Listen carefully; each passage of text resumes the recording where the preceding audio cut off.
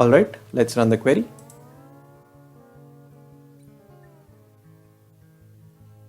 Notice that we get the data, but let's go ahead and disable the endpoint.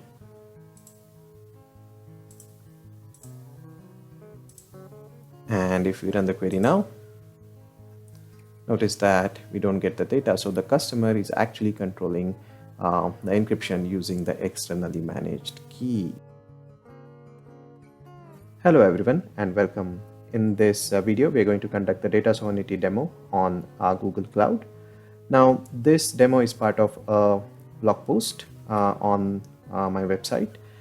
In fact, we have a complete sovereignty series of 4 parts. So in the first part, we talk about what sovereignty is and why it is important. In the second part, we talk about the data sovereignty and how encryption can be used to provide data sovereignty. And this particular video demo is part of that particular post. Then in the post 3, we talk about how sovereignty can be practically achieved on a public cloud. What are the different options for it? And in the post 4, we actually talk about, or we actually set this particular demo up, right? So please make sure you go through that blog series definitely. All right, so now let's go back to our demo setup. We have 2 demos here. We're going to conduct the first demo where we're going to show that the data in the BigQuery is encrypted with an externally managed key, and customer controls the access to this key. So whenever they want, they can take away the access, and that way can control the encryption and decryption, obviously, right? So let's look at that demo really quickly. Again, please go through the part 2 that actually talks about all the demo setup quite extensively.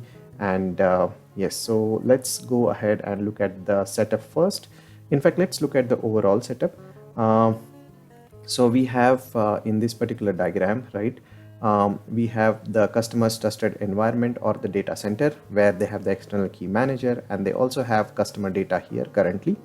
Now we are simulating that by using AWS, right? So we have this the trusted environment simulated like as if it were the data center of the customer. We have done it in the AWS, and obviously for the data sovereignty part, we are using the Google Cloud, right? So let's go ahead and look at various components, right, within the GCP and the AWS console. So on the AWS, you can see we have 2 instances. One is for CipherTrust Manager and one is the on-prem instance. Again, if you go through the part 2 and the part 4, you would understand why we have set up these instances here and how we have done that, right? This CipherTrust Manager is available through ciphertrust.jobbery.com. So I'm going to go ahead and log into it. Within that, we have 2 keys. Again, this is part of the setup. One is for the standard EKM workloads and another one is for the UDE workloads. There are corresponding keys into the Google Cloud, which are this UDE key for workloads and EKM key for workloads. Then we have a couple of instances, VM instances here, right? One is the confidential VM, another one is the non-confidential VM, and this is actually for the part 2 of the demo. So for now, don't worry about it. We're gonna revisit them. And now let's look at the demo 1, where we have some mock data set we have a data set and a data table which has some mock data. But the more important part of it is that this data is encrypted with this particular customer managed key, which is an external key. So this EKM key for workloads, which is basically EKM key for workloads. And if you see, it says external via internet. And if we actually look at the CipherTrust Manager, this is the endpoint for that key. Now it's going to be evident that the customer actually controls this from the demo. So let's go ahead and run it. So what I'm going to do is I'm going to go ahead and query. Let's do select star and run. So now notice that the mock data is received, right? Now what actually happened during this process is this data was decrypted using the external key, and then the query was run on it, and we are seeing the query results, right? So let's see what happens if we disable this particular endpoint. So let's go ahead and do that. So I'm going to go ahead and disable this endpoint. And now let's go ahead and run the query again. So notice that now the data doesn't come through. So basically this key, which is externally managed or externally stored, where the customer is able to control the encryption or cryptographic operations using that key. So I'm going to go ahead and enable this again just to show you how fast this comes into action. Go ahead and run it. So notice that we again see the data coming in.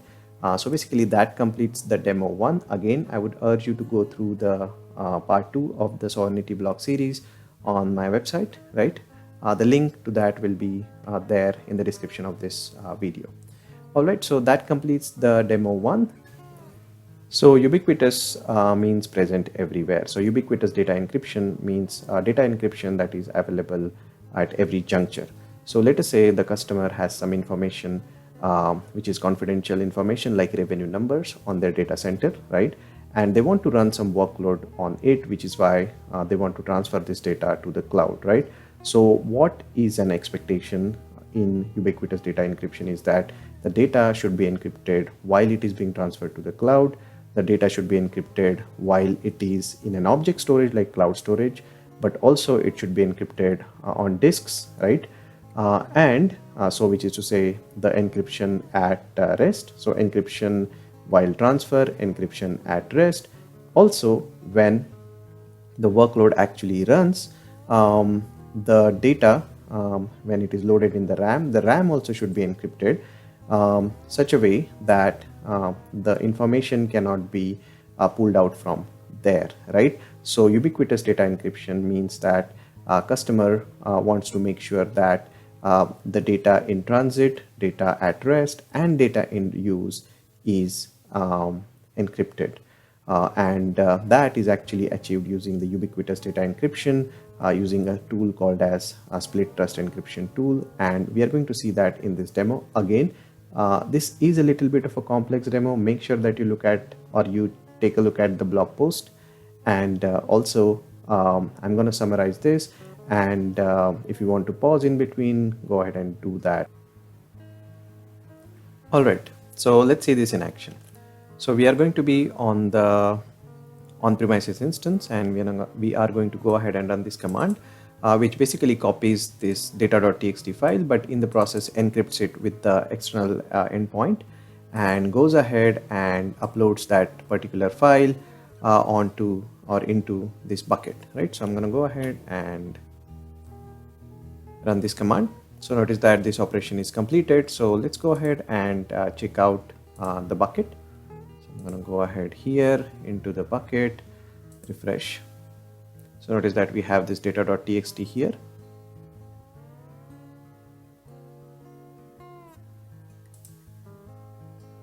And let's quickly download this file and open it.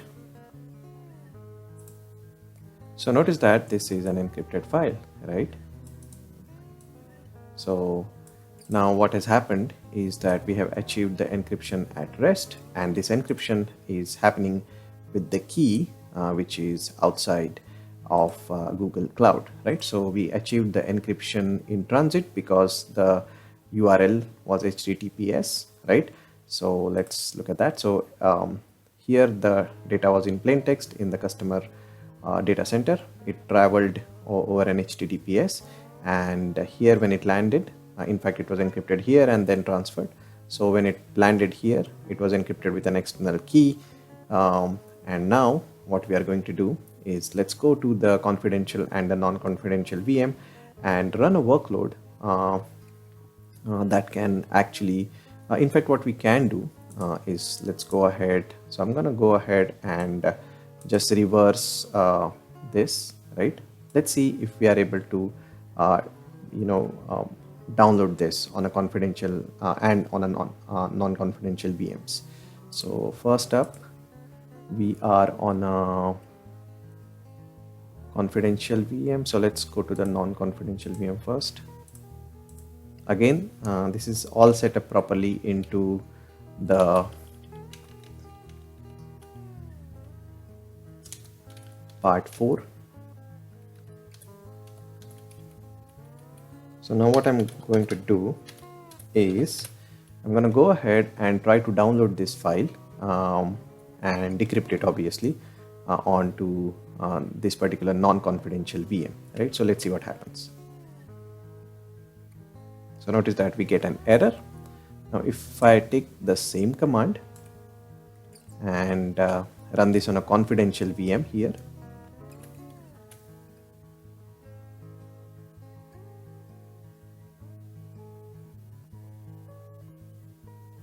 and if I cat, so notice that now on a confidential VM the file can be decrypted. Now where does this come in handy, right? So imagine that we had a workload. So I'm going to go back to the diagram, which can run on any VM for that matter, right? So it was configured on both a standard VM as well as a confidential VM, right? Customer sent out the data over an HTTPS link. So it was encrypted in transit. Then it landed encrypted with an external key on an encrypted on a storage bucket, as we have seen earlier.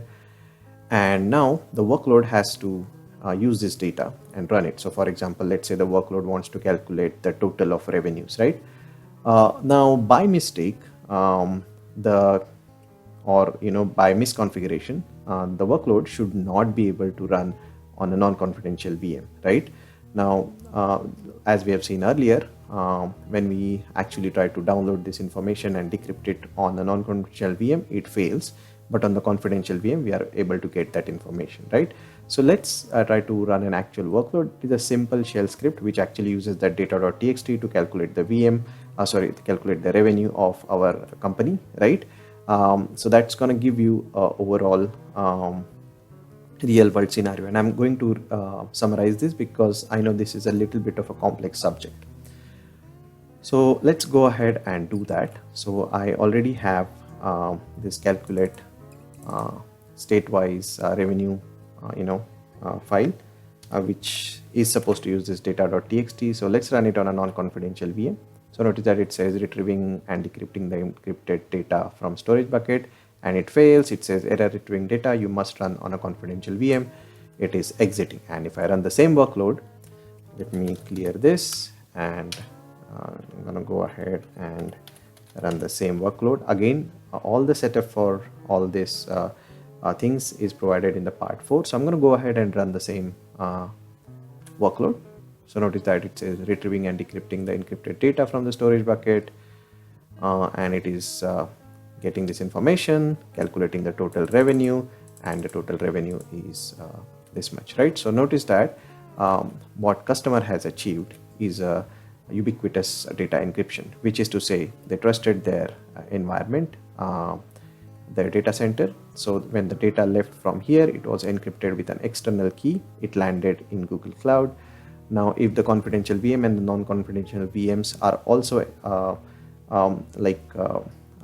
if the disks to these VMs are encrypted with an external key, right, then obviously the customer controls that as well. But when the workload actually runs, the workload can only download and decrypt the information on a confidential VM, right? And how we have achieved that is using an EKM UDE endpoint. Again, this is part of the setup.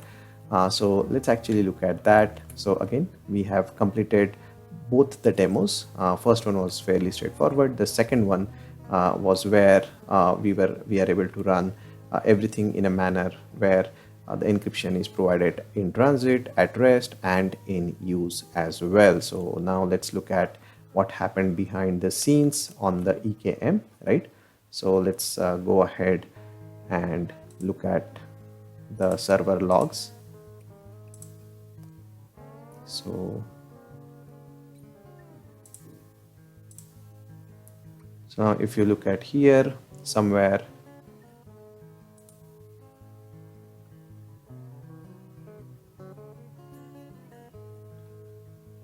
Let's refresh that.